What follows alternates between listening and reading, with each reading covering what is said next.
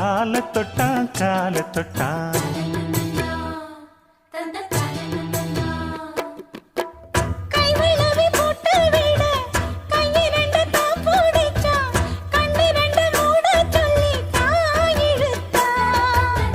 மூக்குத்திய போட்டு விட உம்மகத்தை தான் நிமித்தி நேருக்கு நேர் முன்ன வந்து தான் சிரிச்சான்.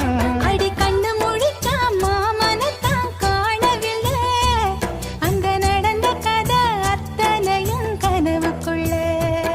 அடி ஆசமச்சான் வாங்கி தந்த மல்லியப்பு அது தானாகத்தான் தந்ததம்மா.